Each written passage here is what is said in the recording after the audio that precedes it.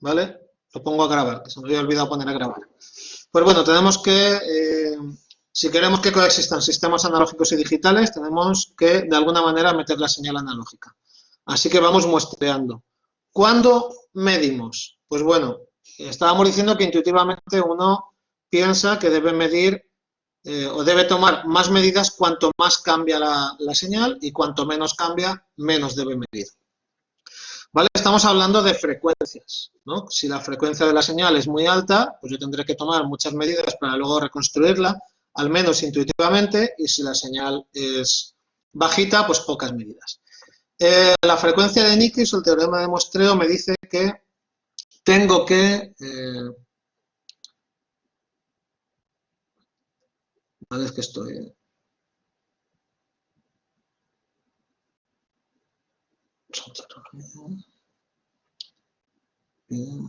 Estoy controlando la asistencia. El teorema de Nyquist, el teorema de muestreo, me dice que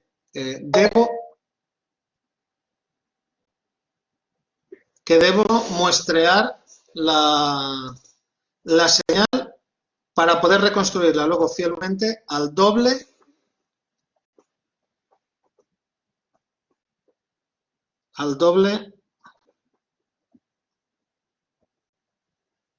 de la frecuencia más alta presente en la señal, ¿vale? Debo de hacer yo un análisis, un estudio de mi señal de entrada, y si en mi señal de entrada, pues la componente frecuencial más alta que tengo, por ejemplo, la voz humana va entre 30, bueno, creo que entre 300 hercios y 3 kilohercios, ¿vale? Pues bueno, yo sé que la componente frecuencial más alta es del orden de 3 kilohercios, por tanto mi frecuencia de muestreo debe ser superior al doble de 3 kilohercios, ¿vale? 6, 7, 8 kilohercios. De hecho, en el ejemplo, en los apuntes, las señales de telefonía se muestrean a 8 kilohercios. Podría muestrear a 16 kilohercios, a 32 kilohercios, ¿vale? Pero estaría muestreando y ocupando datos que luego no voy a utilizar, ¿vale? Por tanto, ya tenemos un paso que nos dice cada cuánto tiempo hay que tomar medidas, ¿vale? Y es como mínimo al doble de la frecuencia máxima que aparezca en la señal. Y esa es la señal de muestreo. Y luego, una vez tomo la medida, yo tengo que convertir eso a digital, ¿vale? Entonces, mi punto, decido utilizar una serie de bits, ¿vale? En este caso aquí en el ejemplillo tenemos 3 bits y cada vez que yo tomo una señal, pues veo en qué zona dividida de mis 3 bits o de mis n bits cae y le asigno pues el valor más próximo. Este es el proceso de cuantificación, ¿vale? Cada vez que realizamos cuantificación cometemos un error. Obviamente, este punto que está aquí o este que está aquí no coincide exactamente con un nivel digital, ¿vale? Está entre, pues en concreto, este primero de aquí, pues está entre 1,01 y 1,10, ¿vale? Por tanto, el valor digital que yo le asigno no es exactamente el valor analógico que tenía. Cuantos más bits emplee yo en reflejar el valor de la señal, pues todos estos espacios estarán mucho más densos porque tendré más bits y la reproducción luego posteriormente será más fiel. Pero a cambio pues necesito más espacio de almacenamiento, más velocidad de procesar las muestras, etc. ¿Vale? Luego, a ver con la siguiente transparencia. Vale. Al final, lo que he generado con esta digitalización, ¿vale? Con esta digitalización, al final lo que he generado es una señal que es cuadrada, ¿vale? Porque mis bits representan valores discretos. Por tanto, la señal reconstruida va a ser una aproximación escalonada de mi señal original. Por tanto, ahí voy a cometer un error, ¿vale? Estoy añadiendo ruido. Ese ruido de cuantificación lo estoy añadiendo a mi señal. Si quiero, puedo utilizar un filtro pasabajo de la frecuencia adecuada y, de alguna manera, pues todos estos escaloncitos, tratar de filtrarlos, todos esos escalones, tratar de filtrarlos para que se suavice la señal y se parezca más al original. Otro problema que vamos a tener es que la señal reconstruida va a estar retrasada porque yo tardo un tiempo entre que tomo la señal, ¿vale? Mi señal cuando yo la he tomado estaba aquí y yo mantengo ese valor durante ese rato hasta la siguiente muestra, que ahora de repente está aquí y la vuelvo a hacer, con lo cual la señal la tengo, vosotros pensad que realmente lo que estamos haciendo es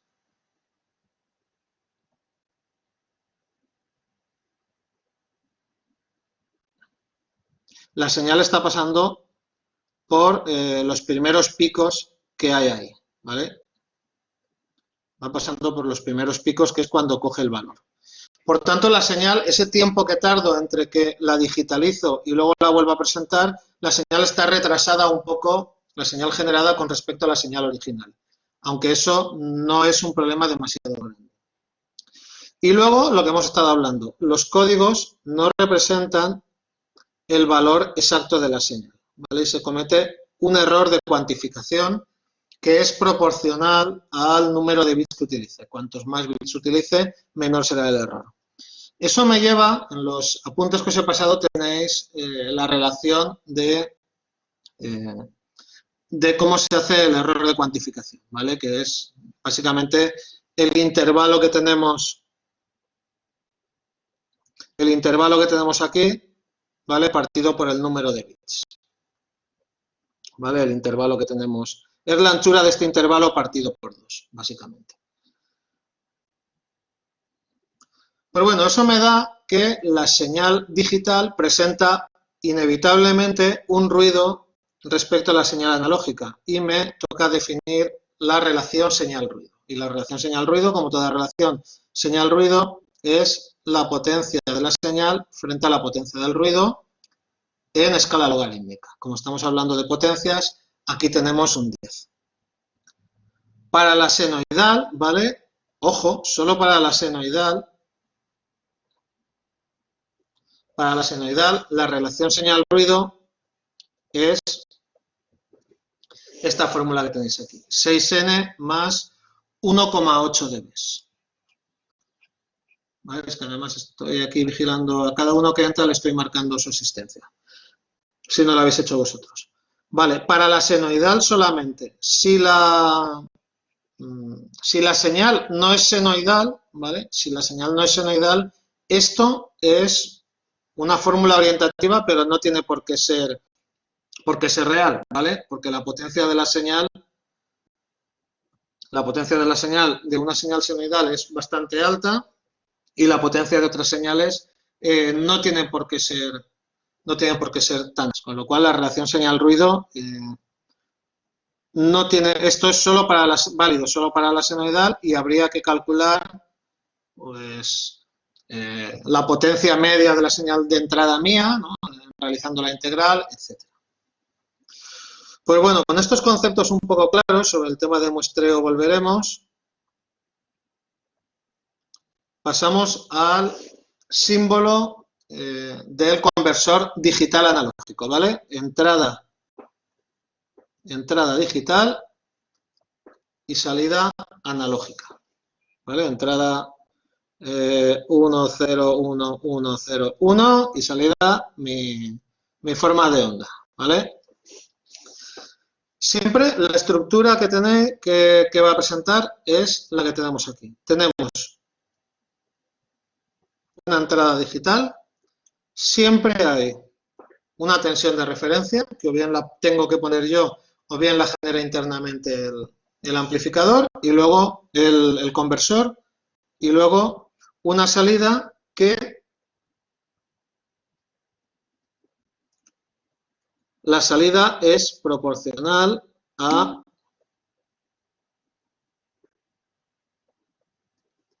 que la salida es proporcional a los valores digitales. ¿El resto del mundo me escucháis? Porque Santiago no me escucha. ¿El resto del mundo me escucha o me oye?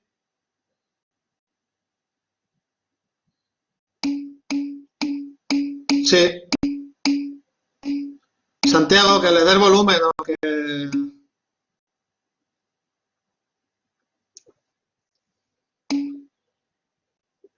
Pues nada, dale a la manivela del volumen o pásate a Linux, tío. No utilicéis Macs ni Windows, utilizar Linux. Yo aquí estoy en Windows, ¿eh? Es una vergüenza, pero estoy en Windows.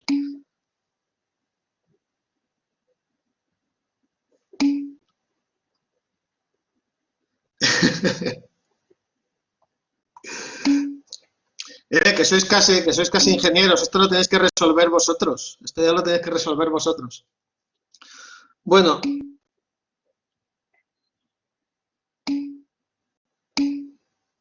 Bueno, pues como íbamos diciendo, os dejo ahí con la conversación, con el diálogo de besugos que se ha iniciado, con el diálogo de besugos que se ha iniciado en el chat. Yo estoy en Firefox, esta mañana se me ha colgado, ahora funciona.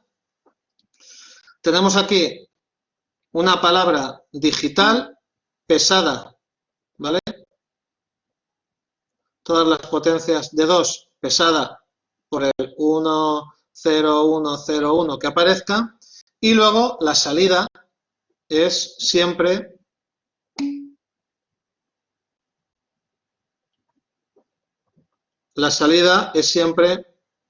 proporcional a vref. Cuando todo esté a 1, la salida será la máxima y será vref. Cuando todo esté a 0, será 0. Y entre vref, que correspondería a todo unos, y 0, que correspondería a todo ceros, pues tenemos todo el espectro de bits por esta zona. ¿Cuál es el primer conversor que se nos puede ocurrir? Pues bueno, lo que podemos hacer es, vale, pues yo cojo una resistencia, ¿vale? Una resistencia que sea el doble, por tanto, la corriente que va a haber ahí va a ser la mitad que la que hay aquí. Cojo una resistencia que sea 4 veces, con lo cual la corriente que circule por aquí será 1, 1/2, 1/4, 1/8, pam, pam, pam, pam, pam, así hasta 1 partido por 2 elevado a n. Y todas esas corrientes las voy a meter a un operacional, ¿vale? En ese operacional, pues yo sumaré todas las corrientes y la corriente de salida, la corriente que circule por aquí será proporcional, la salida será proporcional a la corriente que circule por aquí, que será proporcional a la corriente que circule por todas estas ramas. Como todas estas ramas, la corriente es una potencia de 2, pues al final lo que tengo aquí será la suma de corrientes de potencia de 2. Hay algunas corrientes que sí que las desvío hacia el operacional, ¿vale? Y hay otras que van a tierra. Desde aquí siempre sale la misma corriente, pero al operacional le llega una cantidad de corriente codificada en forma de potencias de 2.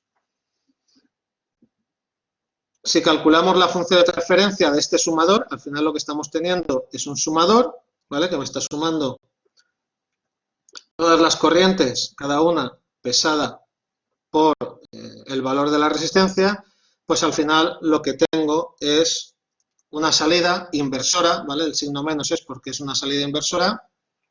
Tengo una salida que es proporcional a la tensión que hay a la entrada. ¿Qué problema tiene este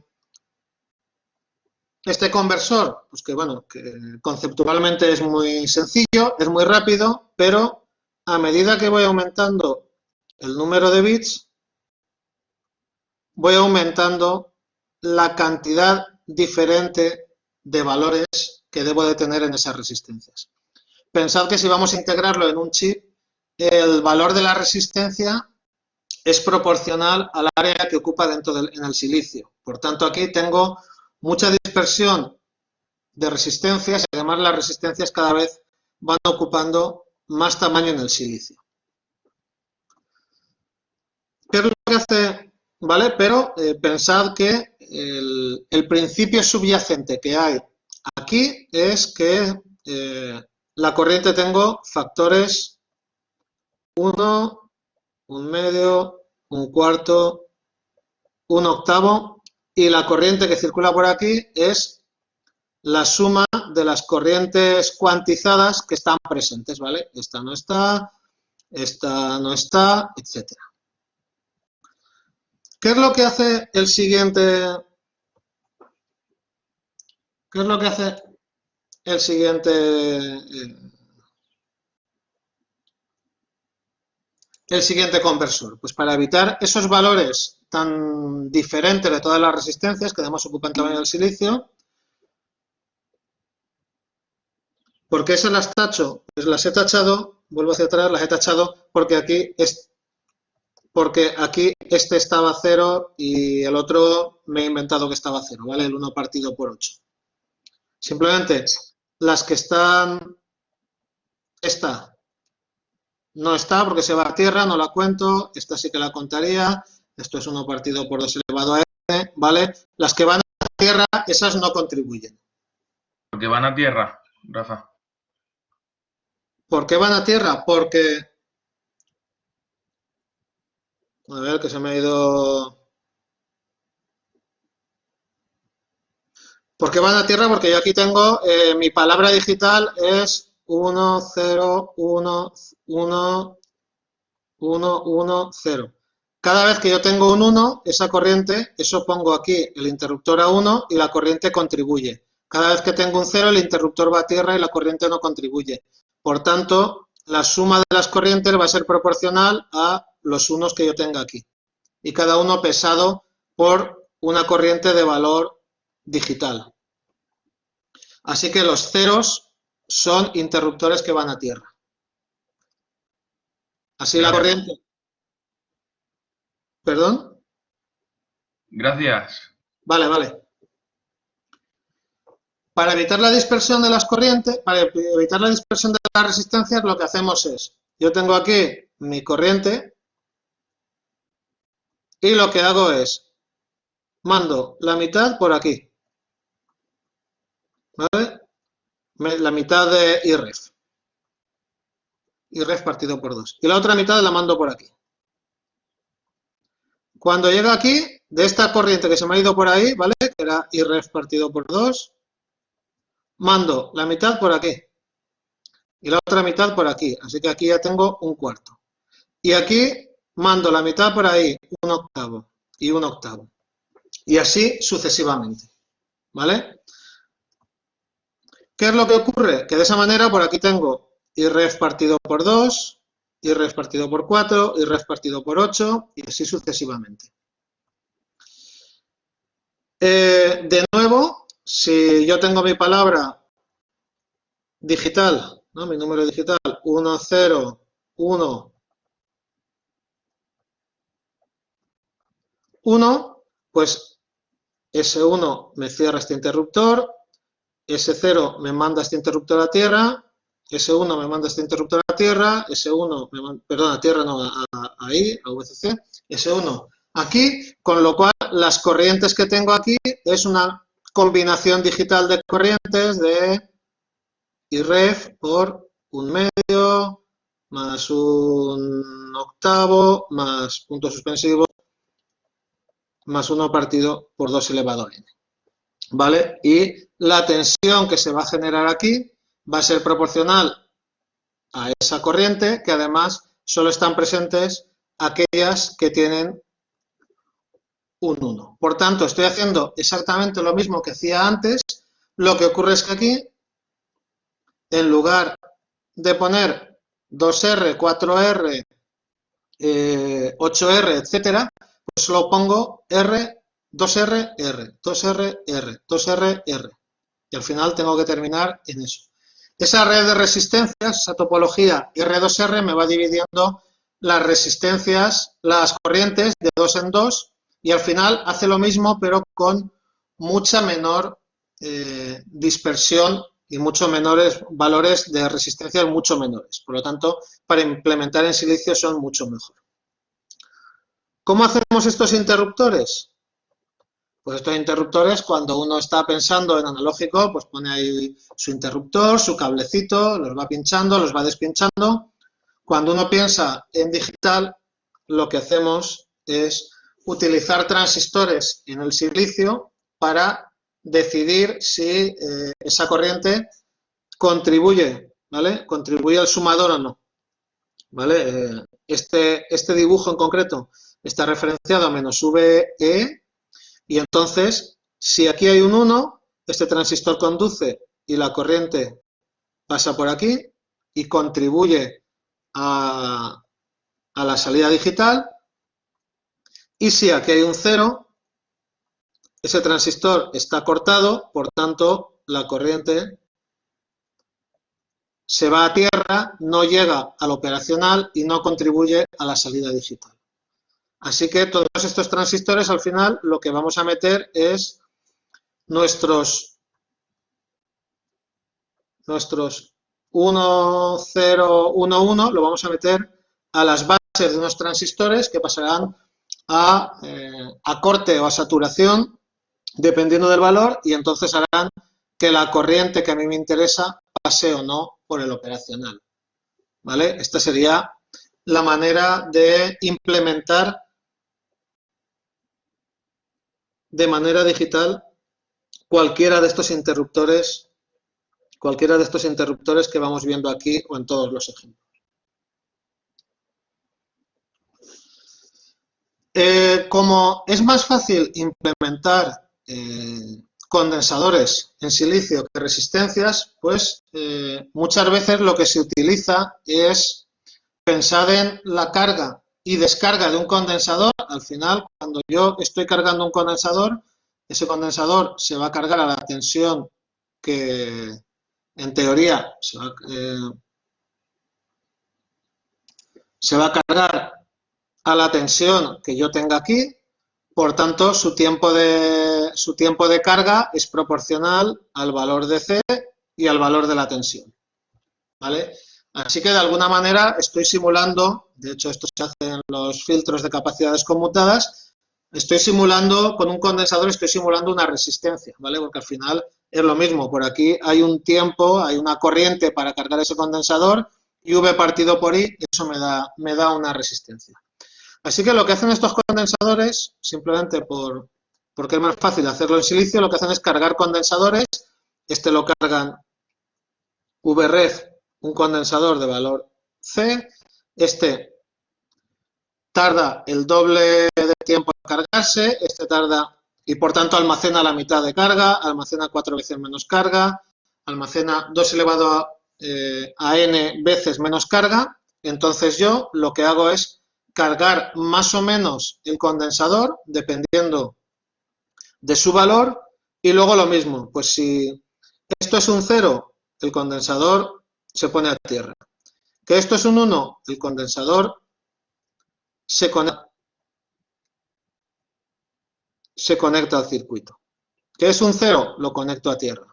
Al final, la tensión que hay aquí es proporcional a la carga de todos los condensadores pesada, ¿no? Ponderada por pues aquí por 1, por 2 a la menos 1, por 2 a la menos 2, etcétera. La carga que hay aquí es proporcional a los unos que hayan presentes en mi señal de entrada, y luego esa carga, pues con este operacional, entre comillas, la integro con este condensador, y la tensión de salida es proporcional a la carga que hemos almacenado en todos los condensadores presentes.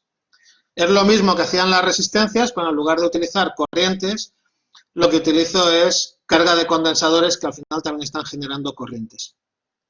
De nuevo, claro, esto es más aconsejable para ser implementado en circuitos integrados, por lo que hemos dicho de la carga de los condensadores, que son más fáciles de hacer que resistencias.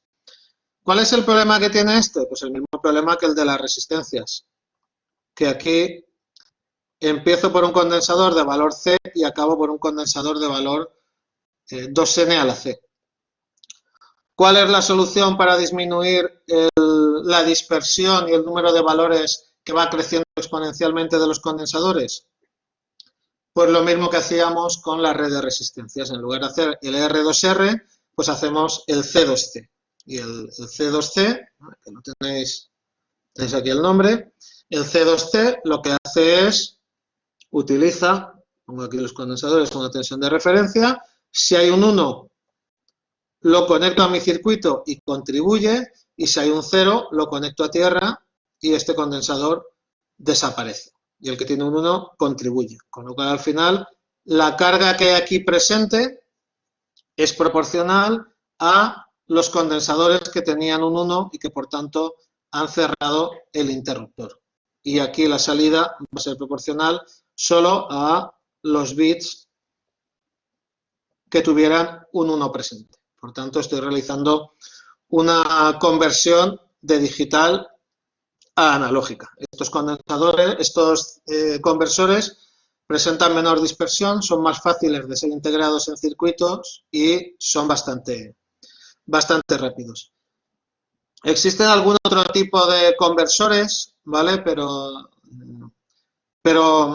se basan en técnicas de modulación que no habéis terminado de ver, no habéis visto modulación. Por tanto, los convertidores delta sigma, otro tipo de convertidores un poco más elaborados, esto básicamente son circuitos, son leyes de Kirchhoff. Los convertidores un poco más elaborados los veréis más adelante cuando veáis técnicas de modulación. Al final hemos visto que es relativamente sencillo, pues a partir de una señal digital, utilizando unos interruptores y conectando o desconectando partes de circuito a una circuitería totalmente analógica, pues conseguir aquí a la salida una señal analógica que es proporcional a los bits, a los interruptores que yo tenga cerrados o no. Pasamos a la siguiente parte, a los convertidores analógicos digitales. Ahora tengo aquí una señal analógica y de alguna manera yo quiero sacar una señal digital. Todos estos convertidores tienen un diagrama de bloques, ¿vale? Esto no es un circuito, pero tienen un diagrama de bloques parecido al que tenéis aquí, ¿vale? Me vuelvo a la primera transparencia.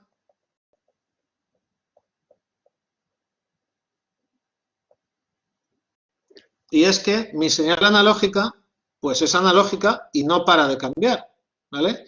Y si yo empiezo a medir aquí, pues si no soy muy rápido, cuando me dé cuenta la señal habrá pasado de aquí a aquí y durante el proceso de medición puede que la señal haya cambiado de valor y empiece a medir aquí y termine de medir aquí, ¿vale? La señal analógica va a su bola y no para de cambiar continuamente, es una señal continua. ¿Qué es lo que hacen para evitar esas variaciones los conversores? Pues lo que hacen es, cojo un valor, me lo guardo en un buffer, me lo guardo en una especie de memoria analógica y mientras estoy digitalizando mantengo fija esa tensión. Cuando acabo de convertir ese valor a digital, pues vuelvo a seguir mi señal de entrada, vuelvo a seguirla y cuando decido volver a digitalizar, almaceno este valor analógicamente, la señal que haga por ahí lo que quiera, que yo me quedo con este valor, lo digitalizo y cuando haya acabado de digitalizarlo me vuelvo a conectar al circuito. Eso es lo que se conoce como un circuito de muestreo y retención. Retengo la señal, la muestreo, la convierto a digital y cuando he terminado de convertirla, ¿vale? Cojo mi señal analógica que va cambiando, cojo un valor, lo almaceno aquí dentro, lo convierto a digital y cuando he terminado de convertirlo, tomo el siguiente valor. ¿Vale? Esto lo hace un circuito de muestreo y retención que ahora veréis que es un circuito conceptualmente muy sencillo. Para eso necesito, además, pues una señal de reloj que me dice cuándo tengo que ir tomando las muestras, ¿vale? mi frecuencia de muestreo. Y además, pues necesito una circuitería lógica que me diga, vale, este señorito ha terminado de digitalizar, ya puedes coger otra señal. Ya la he cogido, manténla ahí que estoy digitalizando. Vale, y necesito toda una circuitería que haga que estas dos partes, pues cuando este lo mantenga hasta que este haya terminado, cuando este haya terminado se lo dice aquí, este vuelve a coger otra señal y la vuelve a mantener, etcétera. Como veis, el circuito es algo más complicado. La manera más intuitiva de hacer un circuito de muestreo y retención, pues yo cojo un condensador, ¿vale? Pongo mi señal de entrada, cojo un condensador, lo cargo y cuando ya lo tengo cargado, suelto el interruptor, el condensador me mantiene la carga ahí y yo tengo tiempo para digitalizarlo. Un circuito de muestreo y retención lo que tiene es eso, ¿vale? Lo que tiene es un condensador. Aquí le pongo un buffer, un seguidor, para que el condensador no se descargue muy lentamente. Recordad que esto tenía una impedancia de entrada infinita, por tanto el condensador no se descargará nunca a través de aquí, a través de este buffer, ¿vale? Y cuando yo cierro este circuito, perdón, ¿vale? Cierro este circuito, todo esto es un seguidor. Si aquí tengo una señal de entrada, la señal que hay aquí y la señal que hay aquí es la salida. Y cuando yo cierro este circuito, cuando yo abro este circuito, el condensador se queda cargado al último valor que tenía. Por aquí hay un circuito abierto, por aquí no se puede descargar, así que la tensión aquí permanece fija e inmutable hasta que vuelva a llegarme mi siguiente señal de reloj. ¿Qué es lo que pasa en la salida? Pues en la salida la señal analógica va cambiando, el circuito lo va siguiendo, hasta que de repente digo, manténlo, y esto se queda aquí clavado. Durante este periodo estoy digitalizando, ¿vale? Y cuando ya he terminado de digitalizar, vuelvo a conectar el transistor, la carga que tuviera el condensador, esté donde esté, enseguida pasa a ser un seguidor, va siguiendo la señal hasta que le voy a dar la orden de retener. Y en el momento de retener, con el valor que hay, se queda. ¿Vale? Los circuitos de muestreo y retención son circuitos conceptualmente así de sencillos. Un condensador que se carga y se descarga cuando yo quiero. ¿Cómo cuando yo quiero? Con una señal de reloj en un transistor.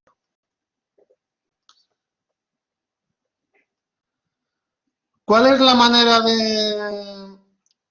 manera de hacer un comparador que se nos viene idealmente a la cabeza? Pues idealmente a la cabeza lo que haríamos sería, yo cojo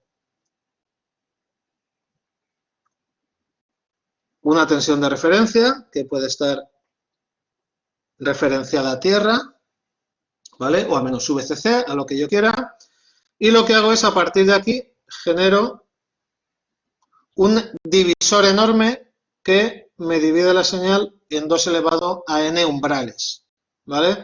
Esta de aquí es R medios, R, hasta R medios. Y ahí lo que tengo es que en toda esta línea de resistencias, pues se me genera, aquí pues si fuera de 8, pues aquí serían 7 octavos, 6 octavos, 5 octavos, 4 octavos, 1 octavo y aquí hasta tierra. ¿Qué es lo que hago con esas n señales 2 elevado a n señales de referencia? Pues las comparo con mi señal de entrada, ¿vale? Así que estoy aquí teniendo comparadores individuales que van comparando con todos los niveles y esto lo que me dice es en qué intervalo de señal está. ¿Vale? Pues está entre 6 octavos y 7 octavos, está entre 7 octavos y VRF, está entre 0 y 1 octavo. Esos comparadores se van activando, ¿vale? Pues aquí 1, 1, 1, 0. Luego aquí utilizo un codificador, ¿vale? Y por aquí saco la señal que quiero. Esto es una aproximación muy rápida. Esto es realmente lo que uno haría para convertirlo en primera aproximación, ¿vale? Es una aproximación muy rápida y además muy rápida porque todos los comparadores van en tiempo real sacando mi señal y además aquí puedo tener el binario, el valor binario puro y duro, pero puedo tener signos positivos o negativos dependiendo de dónde ponga esta referencia, puedo tener la codificación con complemento a 2. Aquí en este codificador puedo hacer la codificación que yo quiera. El problema que tiene esto pues es que requiere muchos componentes, ¿vale? Requiere muchísimos componentes, muchas resistencias, muchos operacionales para hacer múltiples comparaciones de la manera más rápida. Es un conversor muy rápido. De hecho, su nombre lo debe a la rapidez con la que lo hace. Son los convertidores flash. Flash en el sentido de que son muy rápidos, pero requieren una gran cantidad de componentes. Otra aproximación que podemos utilizar es, pues en lugar de utilizar tantos componentes, pues utilizar un conversor de doble rampa, ¿vale? Un conversor que lo que hago es cargar, igual que antes teníamos las resistencias y los comparadores, pues ahora hago lo mismo. Cojo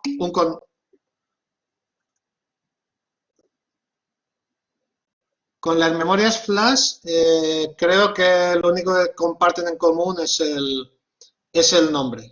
Creo que ¿vale? Lo de las memorias ahora sí que hablo totalmente de memoria, valga la redundancia. Las memorias flash es porque se pueden borrar y volver a escribir, ¿vale? Son memorias reescribibles. Y no sé si, yo creo que solo coinciden en el nombre, pero no estoy seguro, ¿vale? Yo de digitales, de analógica tengo poca idea, pero de digitales todavía menos. Luego lo buscaremos en la Wikipedia. Lo que hacemos con estos convertidores es, en lugar de utilizar tantos comparadores,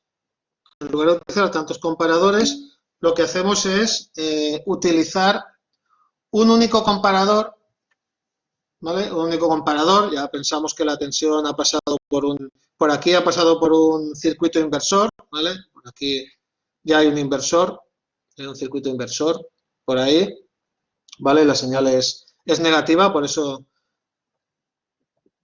el signo este de aquí, ¿vale? Y lo que hacemos es que antes de empezar, ¿vale? Tenemos aquí toda una lógica que controla este interruptor de aquí, y aquí lo que tenemos es una especie de contador o de temporizador, ¿vale? Esto es un temporizador. ¿Qué es lo que hacemos? El condensador inicialmente, cerramos esto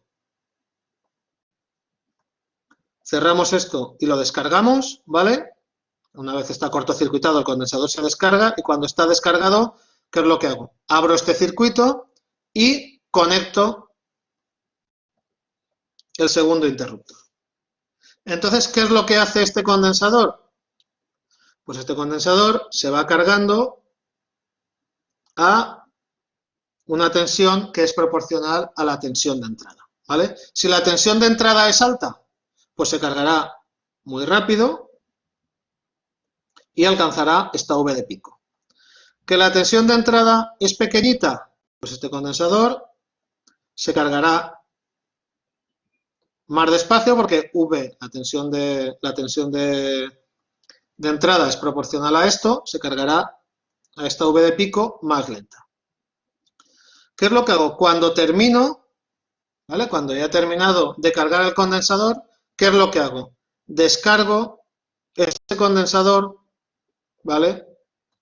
Lo descargo con una pendiente constante, que es estas gráficas de aquí. Ese condensador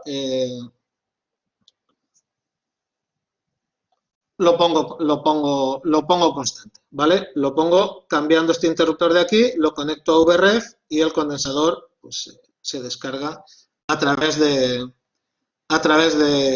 ese circuito. ¿Qué es lo que pasa? Que la carga depende de VS, pero la descarga es constante. Por tanto, si la V de pico era muy grande, va a tardar mucho tiempo en descargarse. Si la V de pico, ¿vale? Si la V de pico era muy pequeñita, va a tardar mucho menos tiempo en descargarse. Si utilizamos un reloj para medir estos tiempos de aquí, pues al final lo que vamos teniendo es, con un contador, vamos teniendo una salida que es proporcional a este tiempo de aquí. ¿Vale? Así que lo que hacemos es, lo cargamos proporcional, lo veis aquí, R y C están fijos, lo cargamos proporcional a la tensión de entrada y luego lo que hacemos es descargarlo a una tasa constante, con lo cual el tiempo de descarga va a ser proporcional al valor de mi señal de entrada, ¿vale? Al T1 que tenemos aquí, al valor de mi señal de entrada. Por tanto, tenemos un circuito que requiere muy pocos componentes, ¿vale? Muy poquitos componentes, obviando de alguna manera cómo vamos a hacer esta lógica, requiere muy pocos componentes y es muy preciso. Es muy preciso porque los valores que obtenemos aquí pues son muy precisos, y si R y C está perfectamente afinado, pues el valor de T2 es proporcional al valor de VS. ¿Qué problema tiene? Tiempos, ¿vale? Cuanto mayor sea la señal, pues esto, como la pendiente es constante, va a tardar mucho en descargarse. Por tanto, son convertidores lentos. Aunque se pueden diseñar convertidores de mucha longitud de palabra, dependiendo de muchos bits, de hasta n igual a 20 bits, pero requieren pocos elementos, con lo cual es una ventaja, pero son convertidores relativamente lentos. ¿Vale? Y creo que es el último ya que vamos a ver, es el de aproximaciones sucesivas, ¿vale? Este también es el diagrama de bloques. Lo que vamos haciendo es, vamos modificando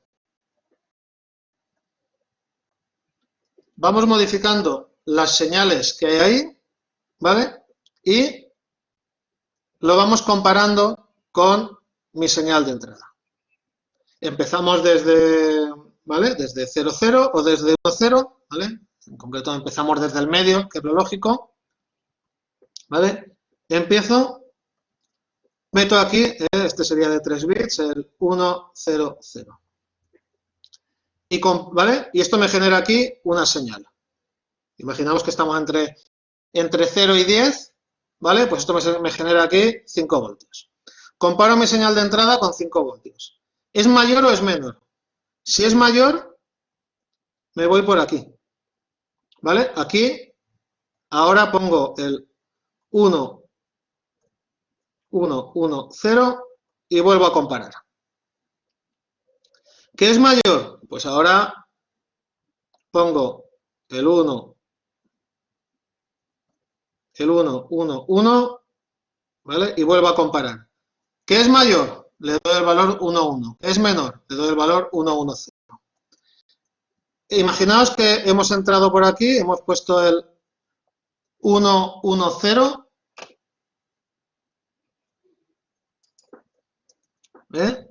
Llevamos ya una hora, lleváis una hora de retraso los que estáis entrando ahora. Ponemos el 1, 1, 0, el 1, 0, 0 y comparamos. La señal de entrada es menor. Vale, pues resulta que esto es menor que el 1, 1, 0. Pues ahora pongo el 0, 0, 1, 0, ¿vale? Me he ido por aquí. Vuelvo a comparar. ¿Es mayor o menor? Si es mayor, pongo el 0, 1, 1 y me voy por aquí. ¿Qué es menor? Pues pongo el 0, 0, 0, 1. Cuando al final haya llegado al final de esta cadena, el valor que tendré aquí será justo el que me ha hecho alcanzar la comparación mínima entre los dos estados, y este valor tendrá que ser este valor será el más cercano a la digitalización, ¿vale? Es como esas preguntas que dice adivina un número. Pues bueno, pues empiezas entre 1 y 1000. ¿Es por encima de 500 o por debajo de 500? Pues estamos haciendo exactamente lo mismo. ¿Por encima de 500 o por debajo? ¿Por encima de n medios o por debajo de n medios? Por encima. Pues tiene que ser uno de estos. Por debajo, pues tiene que ser uno de estos. Ahora, ¿por encima de 250 o por debajo de 250? Si es por encima, este. Si es por debajo, este. ¿Vale? Y entonces requiero n pasos, ¿vale? Con n el número de bits, hasta que afino lo suficiente aquí y hago la comparación más cercana. Y luego ya le asigno el valor que toca. Estos son unos conversores bastante utilizados porque requieren un nivel de componentes relativamente bajo y un tiempo relativamente corto, ¿vale? No son tan rápidos como los flash, pero tampoco son tan lentos como los que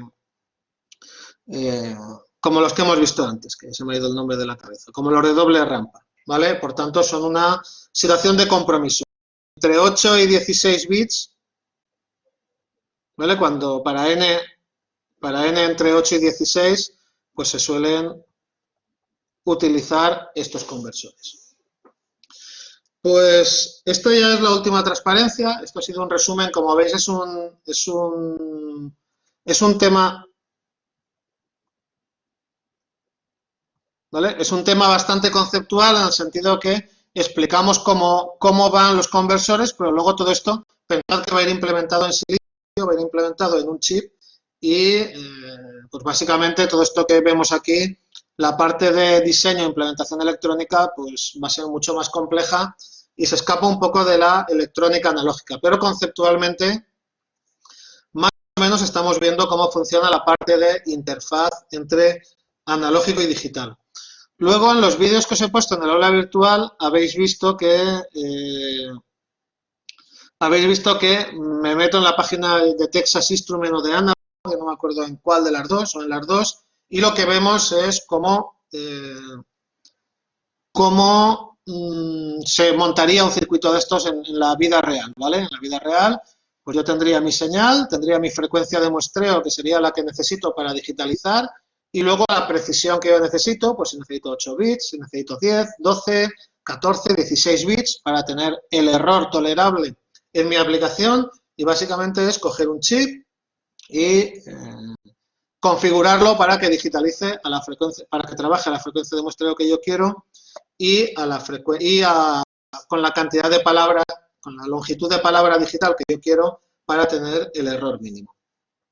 Como veis, este tema, pues eso, es muy conceptual y hay relativamente poco de diseño de numeritos y más de diseño a un diagrama, a un alto nivel, a diagramas de bloques así de grandes. Pues antes de continuar, ¿tenéis alguna duda o alguna cosa relativa a lo que es el tema y relativa a lo que es los comparadores?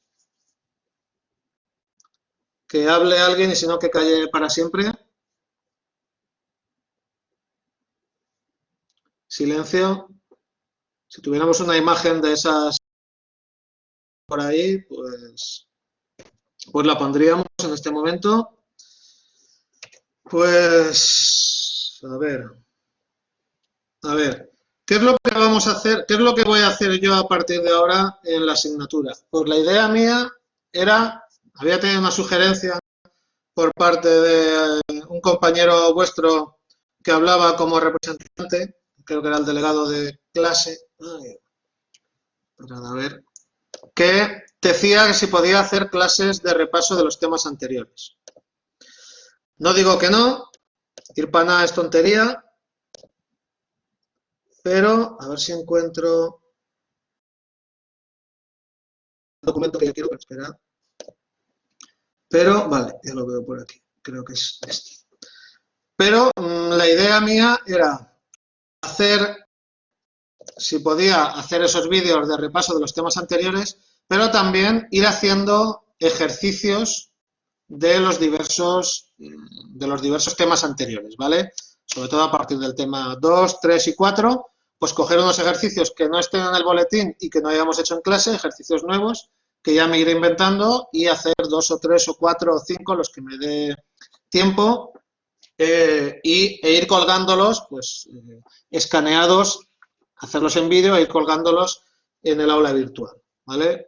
Y de vez en cuando, pues también hacer un repaso de teoría. Mi historia o mi idea era aprovechar y hacer eso. A ver. El problema es ejercicio estaría bien, claro, todo estaría bien en esta vida. Pues bueno, voy a ir haciendo una mezcla de, sobre todo centrada en problemas, y si puedo, voy a ir haciendo, lo que pasa es que me lleva mucho trabajo, porque quiero haceros unos apuntes decentes, y claro, hacer todo esto en Word, pues hacer las 17, 18 páginas que tenía este tema en Word, pues es un peñazo y consume mucho tiempo. Y además tengo bastantes más asignaturas, bueno, bastantes más, no, 2 más. Y entonces me centraré más en problemas y algún paso de teoría. Y luego otra cosa que pienso hacer es, semana sí, semana no, hacer una clase por videoconferencia como esta que tenemos aquí, donde yo me conecte y pues haga un ejercicio o dos en tiempo real del tema que toque en cuestión, resuelvo dudas de los ejercicios que he colgado, resuelvo las dudas que tengáis, etcétera, un poco para obligaros a estar presentes aquí. Así que ese es el enfoque que en principio le voy a dar. Así que espero que en las N clases que tenemos, que no he mirado el calendario, sí, es el siguiente punto, ¿vale? El siguiente punto es la forma de evaluación. Pues lo dicho, en las siguientes clases que nos quedan voy a ir haciendo un repaso de todos los temas y haciendo algunos ejercicios tipo. Y semana sí, semana no, os iré convocando para vernos aquí las caras y preguntaros por los jamones que no me llegan, el queso que no me llegan, que Amazon sigue funcionando, me podéis hacer regalos y aquí los sobornos no se están notando absolutamente para nada y eso me da mala espina. Pues bueno, bromas aparte, os habrán notificado de alguna manera la forma de evaluar. Perdonad porque ahora estoy con el Word, así que por favor, perdonadme, a ver cómo... ¿Vale? 100% ahora. ¿Vale? Y, vale. Metodología docente, ya la estáis sufriendo en vuestras propias carnes. Evaluación. Copio y pego lo que he mandado yo a la CAT. ¿Vale? A la Comisión Académica del Título. A ver. De todas maneras, lo oficial es lo que ponga en la nueva guía docente que van a colgar, ¿vale? Pero esto es lo que yo les he mandado, así que se parecerá mucho. Control C, me vuelvo aquí, a ver qué me habéis dicho. Necesitaba un ordenador, ¿no? Sí. ¿Podemos ver la práctica 5 igual que hemos hecho con las prácticas anteriores? Yo me lo pienso y os digo algo, que ni me lo he mirado. Mirad, esto es lo que he colgado yo, o lo que he mandado yo, la forma de evaluar que vais a tener, ¿vale? Lo primero, para obtener una nota final en cualquiera de las dos modalidades que hay de evaluación, tenéis que tener una nota mínima de 4 en los apartados 1 y 2. La distribución de la nota que había en el aula virtual se modifica pasando a 0. Para las dos convocatorias, primera y segunda, apartado 1, examen de teoría, va a contar un 30% de la nota. La teoría baja muchísimo, ¿vale? De peso. El apartado 2, que también es necesario obtener un 4. El laboratorio cuenta un 25%. Los trabajos proyecto, ¿vale? Los problemas que que estáis realizando y que me estáis enviando, algunos, eso contará un 20% de la nota, asistencia y participación en las actividades un 5% y evaluación continua un 20%. ¿Cómo se evaluará cada parte? La participación se evaluará pues, básicamente por la asistencia a estas clases, todas las tareas que se pongan que hayáis hecho o que no hayáis hecho, pues el hecho de hacerlas o no hacerlas contará como que habéis participado o no, ¿vale? El hecho binario de hacerlas o no hacerlas. Si alguien entra a clase, pues está demostrando su interés. Si alguien hace el cuestionario que voy a poner mañana, pues está demostrando su interés o ha podido hacerlo. Si alguien viene a la siguiente clase de repaso, pues esas asistencias van a contar como participación. Si en clase alguien ha hecho alguna historia de participación cuando todavía dábamos clases, pues que yo me la apuntaba, pues también contará. La evaluación continua se puntuará con los ejercicios realizados en clase. Si alguien salió a la pizarra a hacer algún ejercicio, que ya no lo recuerdo porque llevo un cacao de asignaturas, si alguien respondió en clase alguna pregunta, yo me tomé nota, que lo solía decir, y por los cuestionarios que yo vaya colgando después de cada tema en el aula virtual.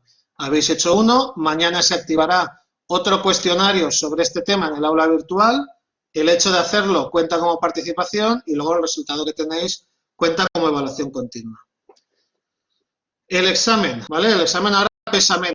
Hay que sacar un 4, pero ahora tiene bastante menos peso. El examen se realizará en el aula virtual, será algo parecido a los cuestionarios que estoy poniendo ahora de funcionamiento y será en el día y a la hora que especificaba la convocatoria del examen. En el lugar será cada uno en su casa, en su ordenador, y vais a poder utilizar, obviamente, por los apuntes, internet. Yo no voy a ver si estáis utilizando el WhatsApp, yo sé que cada uno intentará utilizar los libros que os habéis podido descargar, etcétera. Es decir, que el examen estará abierto para hacerse con todo el material que a cada uno se le ocurre. No os voy a decir que pongáis el teléfono en una caja y lo pongáis delante de la cámara para que yo lo vea, que no lo tocáis en todo momento, ni voy a estar así. Voy a poner un cuestionario. El cuestionario, no sé el número, no he decidido el número de preguntas que tendrá, no me quiero pillar los dedos, pero serán bastantes serán del orden de 10, ¿no? De una decena más o menos, y tendrá un tiempo limitado para hacerlo. Se abrirá a las 9 de la mañana y dependiendo de cómo sean las preguntas, pues tendréis 1 hora, 2 horas, 3 horas, lo que yo considero adecuado para hacer el examen, y tendréis que responder a las preguntas en el aula virtual. Y una vez lo enviéis, pues nada, esa será la nota de vuestro examen. Obviamente ya habéis visto la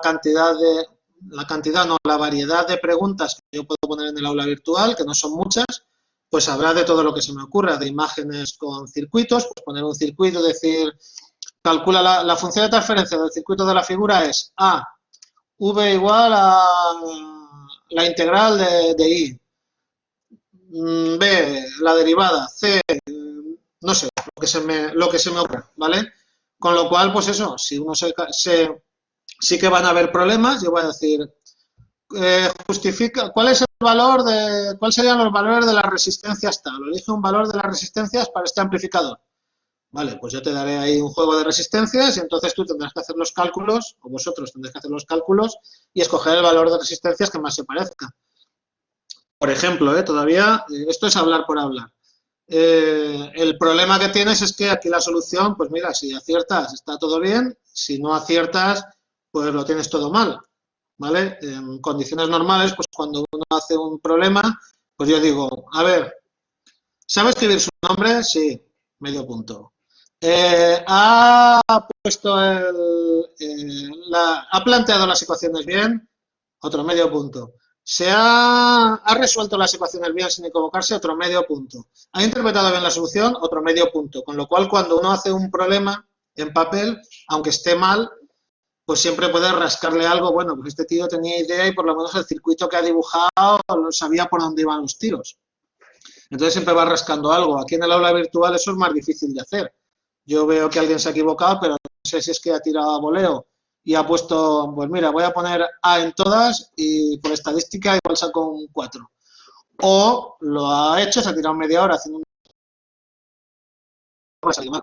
Entonces, por eso digo que cuantas más preguntas y más cortas sean las preguntas, pues eso va a ayudar a que, pues bueno, uno puede equivocarse en alguna, pero en teoría espero que sea más justo. Ya os digo que ni el número de preguntas, ni la duración, ni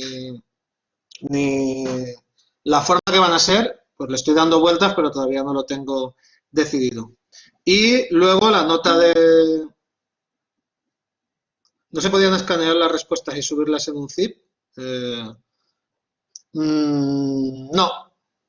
Hombre, todo se podría, todo es posible en esta vida, pero no, prefiero hacerlo por el aula virtual porque si ya hay muchísima flexibilidad y tenéis muchísimos apuntes y muchísimas herramientas para hacer el examen, si además lo hacéis en papel y lo subís, eso es un follón. Prefiero hacerlo por el aula virtual.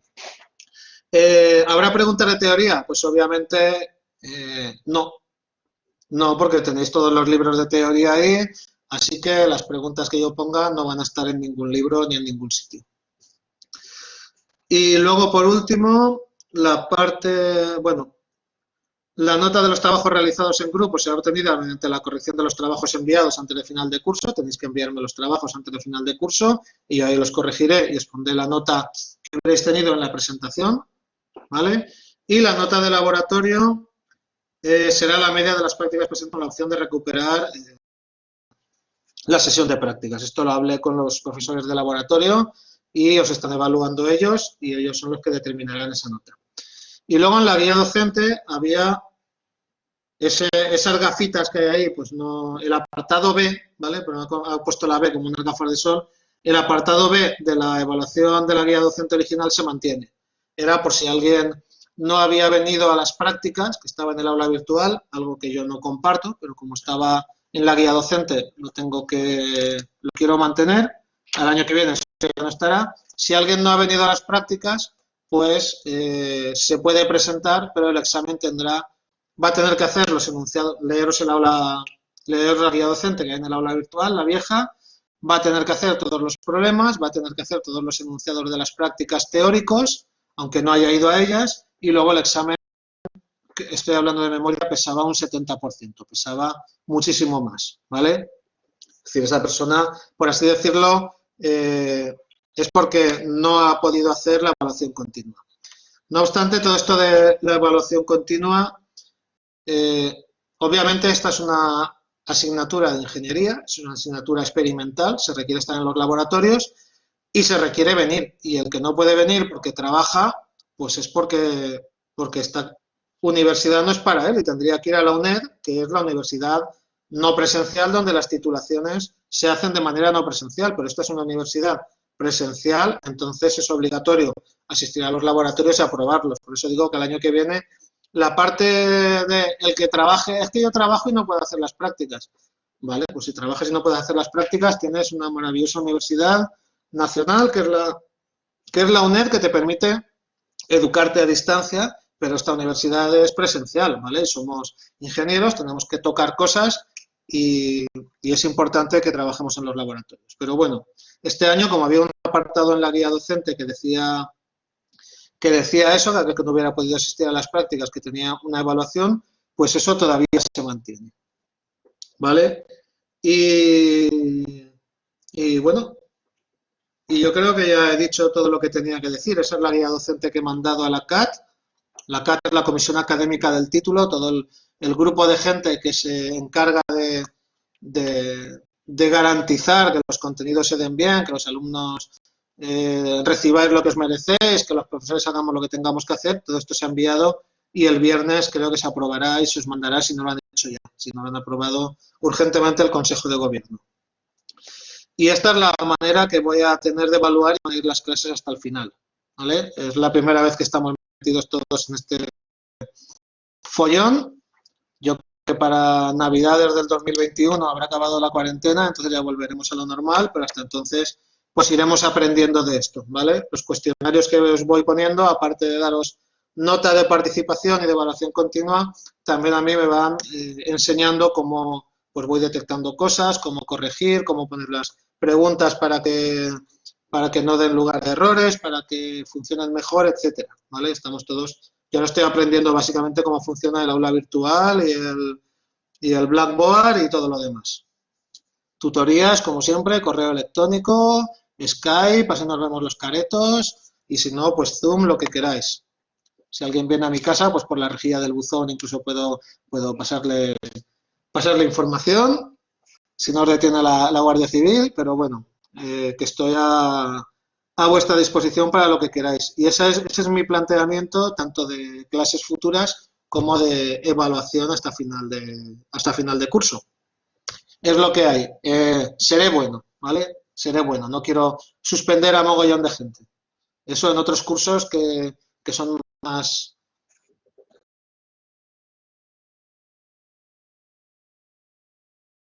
Intentaré no ser malo, ¿vale? Lo que no vamos a pretender es que nadie pierda el curso por esta situación anormal que nos ha pillado a todos un poco a contrapié.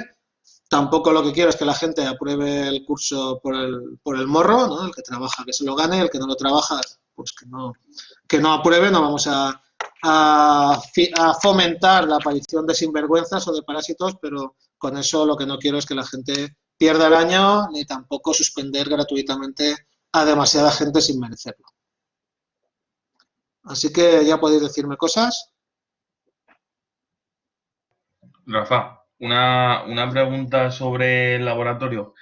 En mi grupo al menos no nos están diciendo las notas y nos han dicho que al final del cuatri nos dirá, bueno, el profesor nos ha dicho que nos dirá qué laboratorios tenemos que repetir de cara a exámenes. ¿Hay alguna forma de que nos vaya diciendo qué laboratorios vamos a tener que repetir para que no nos pille a finales de exámenes? O sea, a principios de exámenes. A ver, yo creo que no debéis preocuparos por eso, ¿vale? Porque lo que he hablado con los profesores de laboratorio, nadie quiere complicarle la vida a nadie. Y supongo que nos dan las notas, porque uno se va haciendo así su Excel, luego le evalúa todo y esto. De todas maneras, cada profesor de laboratorio en su asignatura es autónomo, ¿vale? Y cada uno hace lo que quiere y como quiere. Yo se lo transmitiré, pero ya os digo que cada uno hace lo que mejor cree, ¿vale? Y yo comprendo las razones por las cuales dicen las notas al final, porque es que si las van diciendo al principio, esto es un follón y todo el mundo está diciendo, es que yo la junta la trócola el día aquel, es que no pude ir porque no sé cuánto, y todo es un follón y toda la gente va ahí al regateo y todo esto, y supongo que si lo dices al final, pues ya te ahorras muchos quebraderos de cabeza, ¿no? Es lo que yo pienso. Pero y entonces os digo que no os preocupéis por eso, porque los profesores de laboratorio, he estado hablando con ellos y todo el mundo estamos en la misma línea de no complicarle la vida gratuitamente a nadie. No obstante, yo se lo mandaré, le diré que me lo habéis comentado, al conocer las nuevas normas de evaluación y que si os lo quieren ir diciendo, bien, y si no, ya os digo que no os preocupéis, que va a dar tiempo a todo y todos los casos se van a tratar igual. Una cosa que se me había olvidado, el examen va a ser en tiempo real, es decir, el día que nos toque el examen, a las 9 de la mañana se abrirá el examen y a las 11 se cerrará, ¿no? Por decir una hora.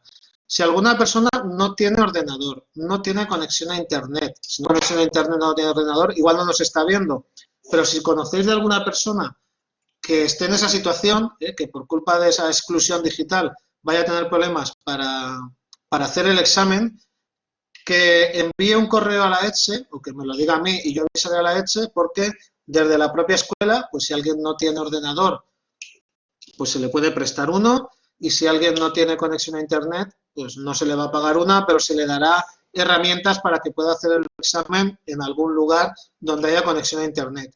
Así que si alguno de vosotros, porque ese día, pues cuando tengamos el examen, pues es como si uno va a coger el metro el día del examen y hay huelga y llega a media hora tarde. Pues la vida es así de dura, o se le estropea el coche, o se duerme, o lo que sea. Por eso, pues a lo mejor ese día del examen se nos puede colgar el ordenador, podemos tardar más en entrar, cosas de ese estilo. Pero si conocéis a alguna persona que por problemas personales o económicos no tenga ordenador, no se pueda conectar a internet, pues por favor decídmelo o que mande un correo a la ETSE que procuraremos que ninguna persona se quede sin hacer el examen por problemas tecnológicos, ¿vale? Otra cosa son los distintos avatares que pueden surgir el día del examen, de me he levantado tarde porque anoche me acosté y no me ha hecho nada el despertador. Pues bueno, eso te podría haber pasado en analógico y digital. O se me ha colgado el ordenador y me ha tocado reiniciarlo. Pues bueno, a veces no te va la calculadora y a veces el boli se te acaba y vas pidiendo uno. Pues todo eso son gajes del oficio que se solventarán durante la realización del examen. Me estaba refiriendo un poco a personas que por algún motivo pues no tengan conexión a internet o no tengan ordenador y entonces hay que garantizar que puedan hacer el examen vía telemática. Para esas personas la escuela está poniendo medios para que lo haga y simplemente que se ponga en contacto con la escuela o que me lo diga a mí y yo le pasaré el contacto de la escuela. Las preguntas malas descontarán. En principio, no mucho. En principio, no mucho. ¿Vale? He detectado que hay unas preguntas que son las de respuesta múltiple, que esas sí que van a descontar, ¿vale? Las vais a ver en el formulario, pues escoge de todas estas respuestas cuáles cumplen los convertidores AD, ¿no? Entonces,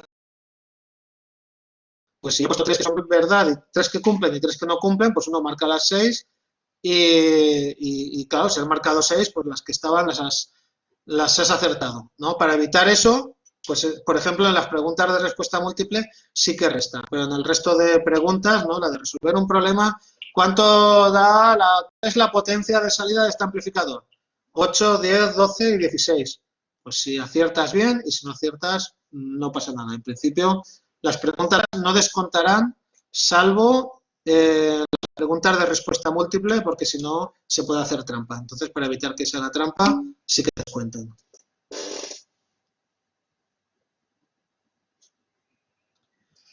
A ver, las preguntas del test, ahora mismo, tal y como las he planteado, están solo en una página. ¿Vale? Como no conozco mucho el aula virtual y son pocas preguntas, son 10 en cada test, pues yo las pongo que las tengáis todas en una única página y tenéis un día para hacerlo. Bueno, perdón, tenéis una hora para hacerlo durante 24 horas, escogéis.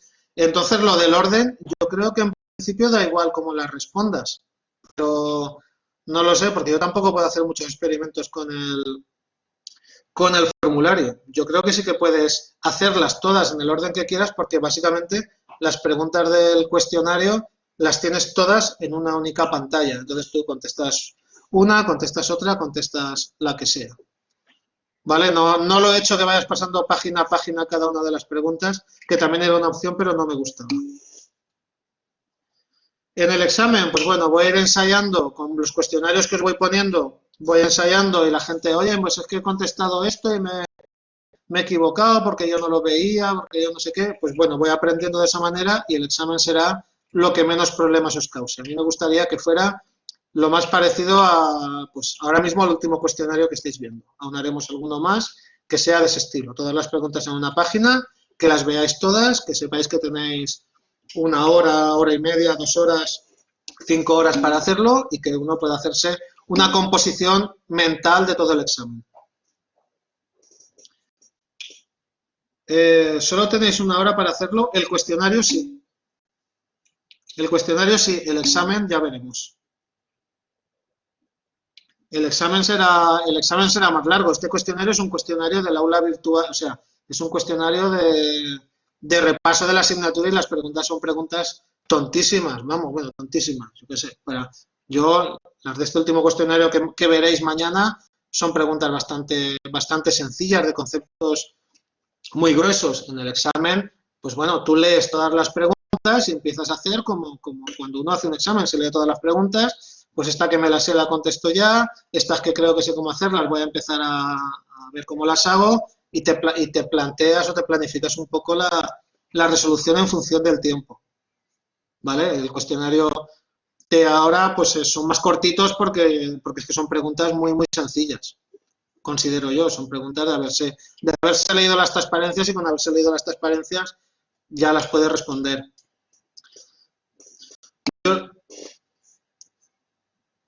Vale, el examen, pues ya veremos, pero el examen será pues algo más de tiempo, eso ya lo tengo que pensar. Otra cosa que os aconsejo es que no os confiéis, ¿vale? Porque muchas veces tenéis internet, tenéis libros, tenéis los apuntes, tenéis mogollón de vídeos, tengo lo que sea, y, y pues nada, pues yo cuando venga el examen con todo, con 20 pantallas por aquí y todos los folios preparados lo puedo hacer. Muchas veces eso es hasta contraproducente porque tienes tanta información, pero no sabes dónde está lo que buscas, que empieces a buscar ejercicios parecidos, no hay ninguno parecido y al final te lías. Yo sí que os aconsejo que veáis los vídeos, que hagáis los cuestionarios, que os miréis los apuntes, que estudiéis un poco como si fuerais a no tener apuntes, porque en ese momento sabréis, si habéis estudiado, sabréis dónde están todos los ejercicios, dónde está toda la teoría, dónde está todo esto, y si tenéis que consultar algo, iréis inmediatamente a dónde está. Si no os lo habéis mirado, pues empezaréis a buscar, empezaréis a ojear y no encontraréis nada. Por tanto, yo os aconsejo que trabajéis y que estudiéis como si fuera a ser un examen presencial, y luego además tenéis todas las herramientas y el ordenador y todo lo que se os ocurra, y si tenéis un hermano que es un crack y que es ingeniero, pues lo tendréis ahí al oído y haciendo lo que sea. El examen, las preguntas, no sé cómo serán, pero no van a ser muy rebuscadas. Ahora van a ser preguntas de pensar. Sois ingenieros y tenéis que ingeniárosla para resolver problemas. Van a ser preguntas de tener conceptos claros. El que no tenga los conceptos claros, pues lo va a tener difícil. Bueno, difícil. Le va a costar, ¿vale? Ya os digo que ni voy a pillar, ni quiero que suspenda un 80% ni cosas de esas. Quiero que esto sea de esto normal, una asignatura normal. Así que las preguntas aún no las he pensado. Es que tengo que terminar todavía de dar las clases que me han cambiado bastante. Y luego, otra cosa es que no penséis que todos vais a hacer el mismo examen, ¿vale? El aula virtual yo puedo hacer 50 preguntas, ¿vale?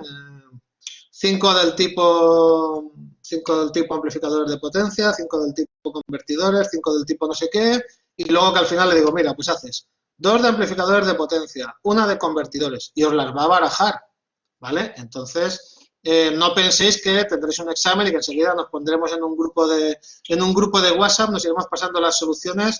No, cada uno posiblemente tenga un examen personalizado, ¿vale? Si hay 10 preguntas y pongo 5 versiones de cada una de las preguntas, pues tengo 5 elevado a 10 combinaciones diferentes de exámenes, ¿vale?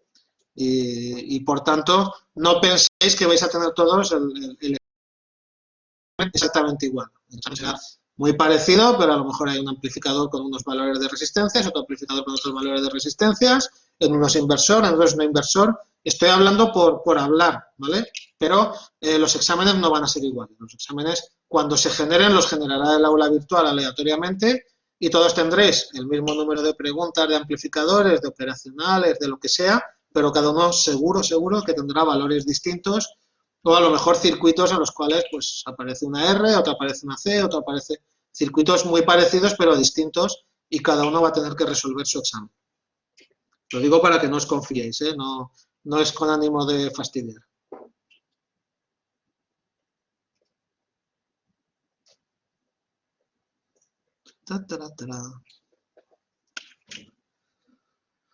Pues si tenéis alguna pregunta, ahora o luego, después de que las comentéis entre todos y eso, pues ya me vais mandando correos, habléis conmigo por Skype o lo que sea. Ya os digo que el examen no está pensado, no hay absolutamente ni un solo ejercicio del examen puesto ni pensado, todavía no ha nacido ninguna pregunta del examen ni nada de eso. Ahora me estoy dedicando en generar los contenidos, en generar problemas para poder mostrarlos en las clases. Pensad que ahora yo tenía unas vacaciones y estabais todos vosotros exponiendo vuestros problemas. Y ahora, pues vosotros no los vais a exponer, con lo cual me va a tocar exponerlos a mí. Pues estoy buscando más contenidos para hacerlos y trabajar. Pero bueno, ya os digo que de aquí a final de curso tendremos 2 o 3 clases, semana sí, semana no. Nos iremos viendo aquí las caras, aunque sea para discutir algún problemilla en tiempo real y para resolver algunas dudas, y todo lo que os vaya surgiendo, pues de aquí al día del examen podemos hablar muchísimas veces, ¿vale? Pero por algún punto hay que empezar, pues bueno, damos el pistoletazo de salida de cómo vamos a hacer las cosas y estamos todos en el mismo barco. No, no os creáis que aquí el único malo soy yo. Yo lo que quiero es que apruebe todo el mundo y que nadie sufra demasiado y también que quien no se lo merezca no apruebe, eso sí. Entonces, si alguien le echa mucho morro y quiere aprobar por la cara o quiere aprobar por... Pues no, esto tampoco, porque hay mucha gente que trabaja, mucha gente que se esfuerza y esa gente tiene que ver su esfuerzo recompensado y el que no, pues bueno, si tiene mucha chiripa y mucha suerte, que apruebe, pero si no, aprobar por la cara no, no me parece bien.